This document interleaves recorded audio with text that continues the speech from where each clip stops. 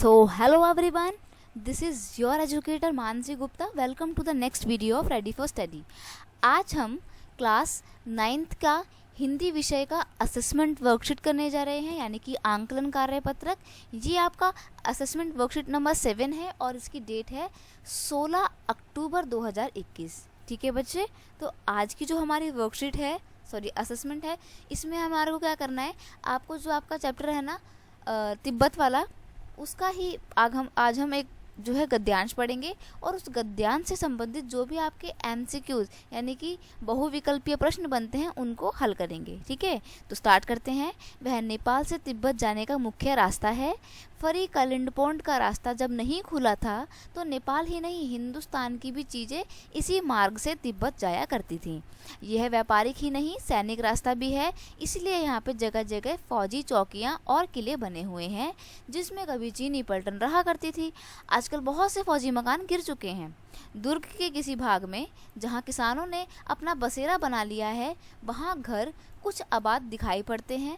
ऐसा ही परित्यक्त एक चीनी किला था। हम वहाँ चाय पीने के लिए ठहरे। तिब्बत में यात्रियों के लिए बहुत सी तकलीफ़ें हैं और कुछ आराम की बातें भी हैं।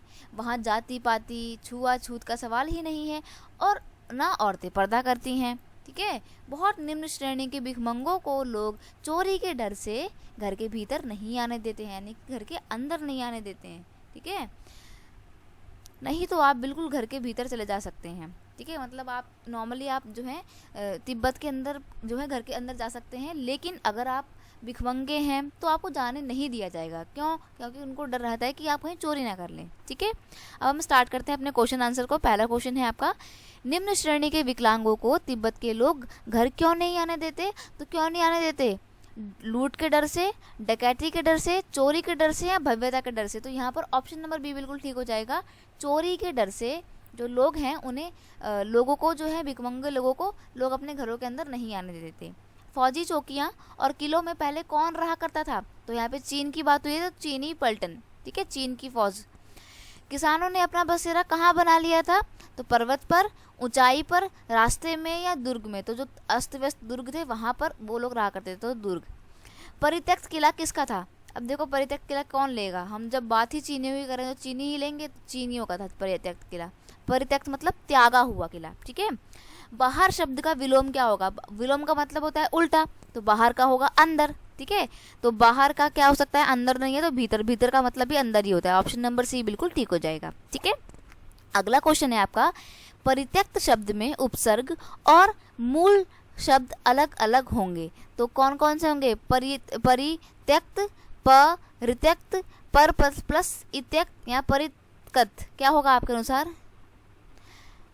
यहाँ पर आपका ऑप्शन नंबर बी बिल्कुल ठीक हो जाएगा, पर इत्यक्त, परित्यक्त। ठीक है, व्यापारिक शब्द में मूल शब्द और प्रत्यय होंगे। अब देखो, व्यापारिक क्या होगा आपके अकॉर्डिंग? बताइए, आपको क्या लगता है? व्यापारिक,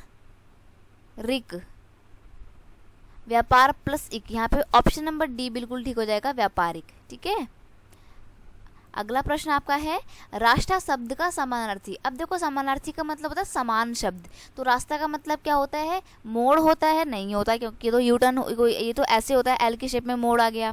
मार्ग का मतलब होता है रास्ता। ठीक है, ऑप्शन नंबर बी बिल्कुल आपका करेक्ट हो जाएगा। राइट, तो यहाँ पे ऑप्शन नंबर बी पे टिक करना है आपको।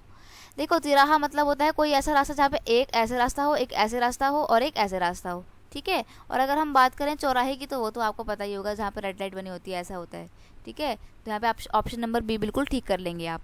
अगला क्वेश्चन है आपका, इन शब्दों में तत्सम शब्द चुनकर लिखिए। अब देखो, तत्सम शब्द क्या होते हैं? तत् प्लस सम, यानी कि जो पहले थे वही अब दोबारा वैसे हमने ले लिए हैं। यानी कि जो हिंदी भाषा में जो शब्द संस्कृत के आते हैं उन्हें बोलते हैं तत्सम। ठीक है, या फिर कोई और भाषा के कोई भी वर्ड अगर हम डायरेक्टली यूज़ करते हैं, जैसे कि हम बहुत सारे नॉर्मल यूज़ में हम उर्दू के वर्ड बोलते हैं। जैसे आप कैंची इस्तेमाल करते हो, सीजर जिसको आप बोलते हो इंग्लिश में, हिंदी में क्या बोलते हो? कैंची बोलते हो। लेकिन आपको पता है कैंची जो वर्ड है वो हिंदी का वर्ड नहीं है, वो एक उर्दू वर्ड है। समझे? आपको शायद नहीं पता होगा ये बात। तो कैंची एक अपने आप में तत्सम शब्द है। अब यहाँ पर दुर्ग जो है वो उसका सही ऑप्शन है, क्योंकि दुर्ग का मतलब होता है भवन, तो हम भवन को आज भी दुर्ग बोलते हैं, बहुत सारे महलों को।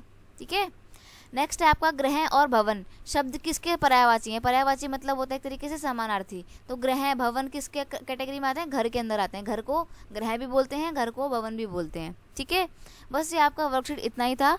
असेसमेंट इतना ही था।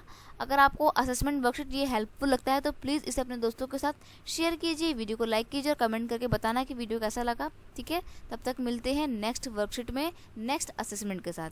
ठीक है, बाय बाय।